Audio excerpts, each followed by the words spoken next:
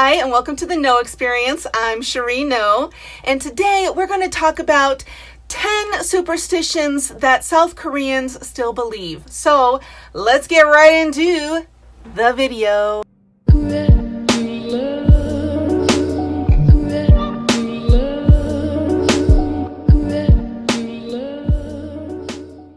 Okay, so number 1, giving shoes to your love interest will make them run away. Bride seems to be a bit hesitant. She's turning. She's turning in. Oh, she's running. There she goes. Okay, so, my husband told me this actually goes for giving them the chicken wing to eat as well. They might fly away. And actually, yes, my husband did do that actual motion. Now, he did say the shoe one, a lot of young people don't do this one anymore. It's kind of hard to even know your spouse's or significant other's shoe size. But young Korean culture is couples clothes. So I have actually seen couples wearing the same shoes. But whether they bought them for each other, I don't know. Number 2, fans will kill you in your sleep.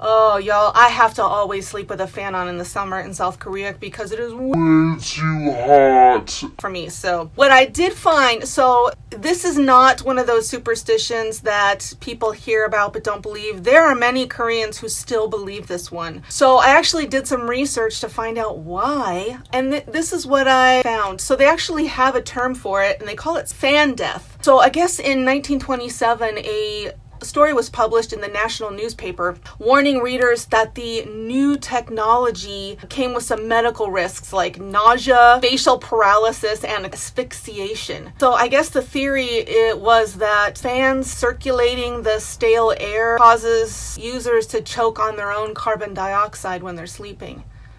I can see how people in 1927 could possibly think this, but y'all, didn't they still put lead in their makeup in 1927?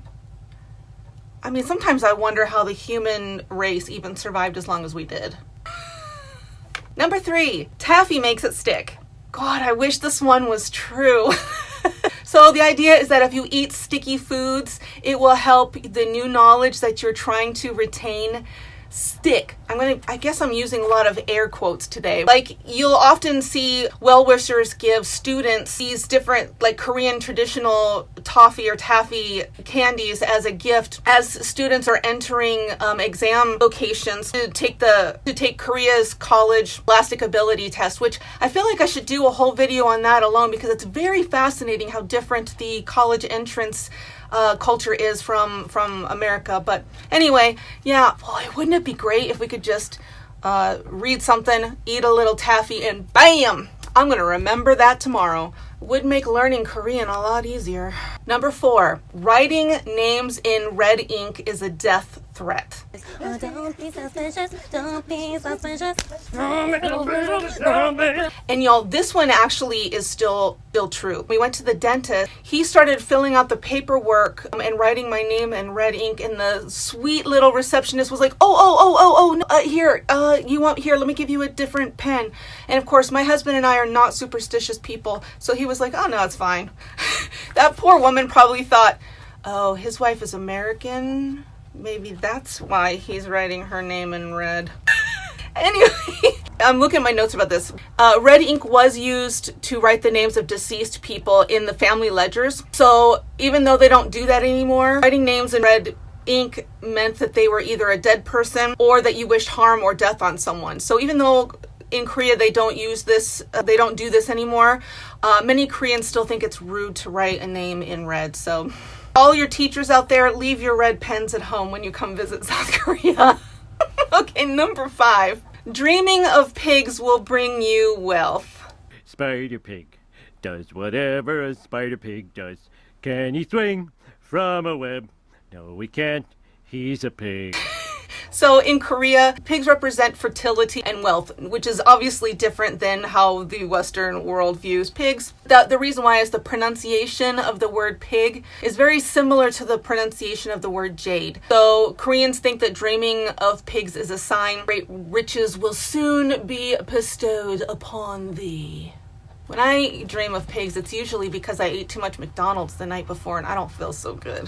Number 6, the number 4 is an unlucky number. So in the Western world, number 13 isn't considered an unlucky number for many people, but in South Korea, it's the number 4. And this actually stems from China. A lot of the Sino-Korean language has a lot of roots in Chinese language, and there's a lot of Hanji here, and so a lot of Koreans actually can read some Chinese characters because a lot of the Koreans language originated from some Chinese characters. So the pronunciation of the word for sounds very similar to the word death. So elevators in Korea actually use the letter F on the elevator buttons to represent the 4th floor instead of the number 4. Number 7, setting foot on the threshold of your front door can bring misfortune. So this one actually dates back to the time of the Mongol invasion of Goryeo, Korea, when the body of a deceased person would actually stay in the house for a specific amount of time. And in American culture also, this is why we have living rooms, if y'all didn't know that. Afterwards, they would be carried out in a coffin through the front door. And Koreans used to believe that when the deceased body crossed the threshold, crossed the boundary between the living world and the afterlife had now been crossed. So they believed that stepping on the threshold would be bad luck for the person living, which is interesting because, in America, we also have the tradition, it's not really a superstition, but the tradition of carrying the bride over the threshold when you're first married. So, not really sure what the parallel there is, but I just thought I'd mention it. Number 8, don't put a mirror in front of the door. Mirror, mirror on the wall, who is the fairest one of all? Well, in America and European cultures, they avoid breaking the glass of a mirror because they believe that it'll bring, 7 years bad luck? Koreans avoid putting a mirror in front of a door because they believe it will deflect the good luck that is trying to enter the house. So I wonder if they try to avoid breaking the glass too. I just don't like breaking glass because it's a pain to clean up. Number 9, washing your hair washes away good luck. That's nasty. So, I guess in Korea, and again, I don't know how much of these people still believe, but I did ask my husband about these and he knew what I was talking about. But in Korea, on New Year's Day, it provides people an opportunity to kind of begin the new year fresh, right? So Koreans don't wash their hair on this day as they believe that it will wash away all the good luck that they have accumulated. And funny enough, students also won't wash their hair the day of a test because they're worried they're going to wash away all of the knowledge that they learned. I would never wash my hair if any of that was true. And lastly, number 10, whistling at night summons spirits. If you found any of this interesting, please do give a thumbs up and hit the subscribe button. I am trying to get the channel monetized, and every time that you hit the thumbs up and leave a comment, it triggers the YouTube algorithm and lets people know, hey, this video is interesting, and they might show it to more people. Also, if you'd like to support the channel so I can get out and show you more of South Korea, you can do so at patreon.com/theknowexperience. So y'all, until next time, stay classy, YouTube.